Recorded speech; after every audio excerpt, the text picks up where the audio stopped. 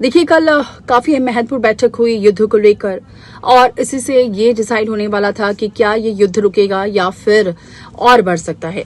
बातचीत का जो नतीजा है वो एक फ्रूटफुल साबित होगा या फिर बेनतीजा ही रहेगा। हुआ वैसा ही जैसा कि लोगों को आशंका थी कि ये बैठक बहुत अच्छी नहीं रहने वाली है। कहीं ना कहीं ये बैठक बेनतीजा ये बैठक साबित होगी, इसलिए क्योंकि इजराइल इसमें शामिल नहीं हो रहा है। अमेरिका शुरू से ही बहुत सारी ऐसी शर्तें रख चुका है जिस पर ईरान ये कहता आया है कि वो किसी भी हाल में ऐसी कोई शर्तें नहीं मानने वाला है जिससे उसके अधिकारों का उल्लंघन हो। वो अधिकारों को लेकर एकदम कायम है और कहीं ना कहीं ये बात कुछ रखी भी गई है। अब अमेरिका की तरफ से जो प्रतिनिधि मंडल गया था, यानी जो जेडी वेंस गए थे, उन्होंने ये कहा कि उन्होंने बहुत बेस्ट ऑफर दिया है ईरान को, लेकिन ईरान मानने के लिए तैयार नहीं है। अब ये हो सकता है युद्ध और आक्रामक हो। 21 घंटे तक ये बैठक चली इस्लामाबाद में, लेकिन बैठक का कोई फायदा नहीं हुआ। अब लेकिन इसमें महत्वपूर्ण बात यह है कि लीबिया मॉडल है जो ईरान पर अमेरिका लागू करना चाहता है, जिसे ईरान बिल्कुल भी मानने के लिए तैयार नहीं है। ये बहुत जरूरी है समझना। अमेरिका और ईरान के बीच शांति वार्ता का जो नतीजा कुछ नहीं निकला। अमेरिका खासतौर पर ईरान पर लीबिया मॉडल को लागू करना चाहता था और वही ईरान ने कहा कि वो अमेरिका के अवैध मांगों को किसी भी सूरत में नहीं मानेगी।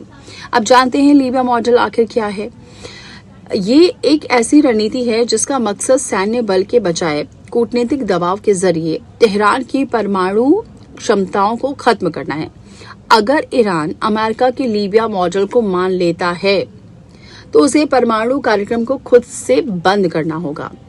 ईरान को अपने संवर्धित जो यूरेनियम है या हथियारों को पूरी तरह से सरेंडर करना होगा। सोचिए, सरेंडर करना होगा। उसका जो भी संवर्धित यूरेनियम है या फिर जो हथियार है, अब उसे पूरी तरह से सरेंडर करना होगा। ईरान को भविष्य में कभी भी फिर से परमाणु कार्यक्रम शुरू करने की अनुमति नहीं होगी।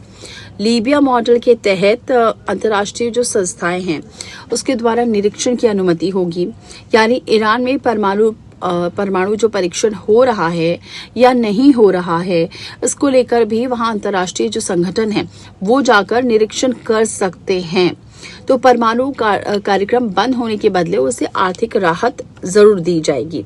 यहाँ हैरान करने वाली बात तो ये है कि 2003 में लीबिया के नेता गद्दाफी ने अमेरिका की बात मानकर परमाणु जो कार्यक्रम थे उसे बंद किया था। उसका फायदा क्या हुआ? कुछ नहीं हुआ। तो ऐसे में ईरान अब ये गलती नहीं करना चाहता है और यही वजह है कि वो लीबिया मॉडल को मानने के लिए तैयार ही नहीं है। और ये एक बहुत बड़ी वजह रही है जो बैठक हुई है अमेरिका और ईरान के बीच, वो बेनतीजा रही है।